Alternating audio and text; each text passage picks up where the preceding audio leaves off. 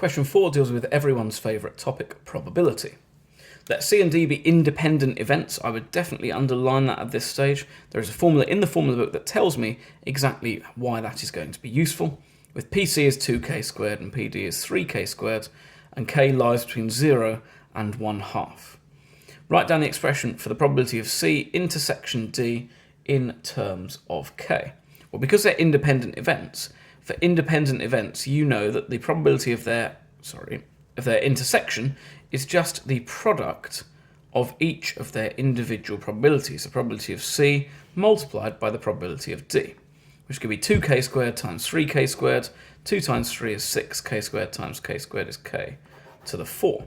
And we've answered that question and got 2 marks already. Given that the intersection of probability of intersection of C and D is that value, then find k. So I have 0.0096 is equal to 6k to the 4. I take my calculator, I'm dividing both sides by 6. 0.0096 divided by 6 gives me 1/625, or 0.0016, and then I'm going to take the fourth root of that value, which gives me k is equal to, and then although this is saying just 1/5, it's really plus or minus 1/5. I've taken the fourth root of both sides. If I raise something to the power 4, if it's positive or negative, it will give me the same result. But in my question, it tells me that k is greater than 0, and therefore I know k must be equal to 1/5.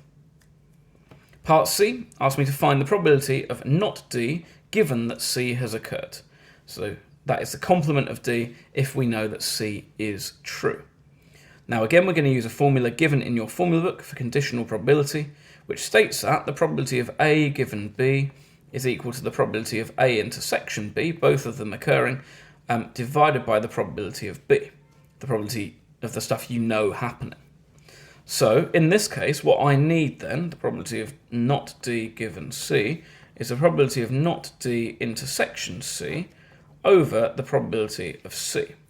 And that's not as difficult as it seems, because the probability of not D given C, because they're independent events, is the probability of not D multiplied by the probability of C, and then divided by the probability of C, so these cancel out.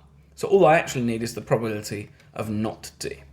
And the probability of not D, which is the probability of not D given C, in this case, because they're independent events, the probability of not D is just going to be 1, the probability of something happening, subtract the probability that that D does occur, 3k squared. So I have 1 subtract 3 times the square of my answer to the previous question, which is 22/25, or 0.88. And that's another 7 marks in the exam. Sorted.